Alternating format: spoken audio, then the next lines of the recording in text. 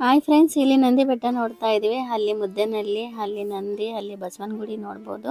ನಾವು ನರಸಿಂಹಸ್ವಾಮಿ ಬೆಟ್ಟದ ಮೇಲೆ ಇದ್ದೀವಿ. ದೇವರ ದರ್ಶನ ಮಾಡಿಕೊಂಡು ಇಲ್ಲಿ ಕೆಳಗಡೆ ಬಂದಿದ್ದೀವಿ. ಬೆಟ್ಟದ ಕೆಳಗಡೆ ಗುಹೆ ಇದೆ, ಅಲ್ಲಿ ದೇವರು ಇದ್ದಾರೆ.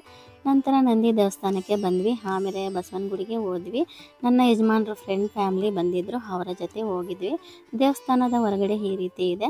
ನಂತರ ಇಶಾ ಫೌಂಡೇಶನ್ಗೆ 6 ಗಂಟೆ ಆಗಿತ್ತು ನಾವು ಹೋಗೋಷ್ಟರಲ್ಲಿ. 112 ಅಡಿ ಆದಿಯೋಗಿಯವರು ಇದ್ದಾರೆ. ಒಂದು ರೌಂಡ್ ಹಾಕ್ಕೊಂಡು ಬಂದ್ವಿ. 7:20ಕ್ಕೆ ಲೈಟ್ಸ್ ಶುರುವಾಗುತ್ತೆ. ಫೋಟೋಸ್ ತಗೊಳ್ಳೋಕ್ಕೆ ಅಂತಲೇ ತುಂಬ ಜನ ಬೇಗ ಬರ್ತಾರೆ. 7 ಗಂಟೆನಲ್ಲಿ ನೋಡಿ ಎಷ್ಟೊಂದು ಜನ ಇದ್ದಾರೆ. ಶನಿವಾರನೂ ಭಾನುವಾರನೂ ಇವರ ಫ್ರೆಂಡ್ಸ್ ಬಂದಿದ್ದರು, ಅದಕ್ಕೆ ಬ್ಯುಸಿ ಇದ್ದೆ. 2 ದಿನವೂ ಆದಿಯೋಗಿಯವರ ದರ್ಶನ ಆಯಿತು. ನಿನ್ನೆ ಮೇ 12 ನಮ್ಮ ಮದುವೆ ಆದ ದಿನ. ಇವೆಲ್ಲ ದೇವಸ್ಥಾನಗಳು ನಮ್ಮ ಮದುವೆ ದಿನ ನೋಡಿ ತುಂಬ ಖುಷಿಯಾಯಿತು.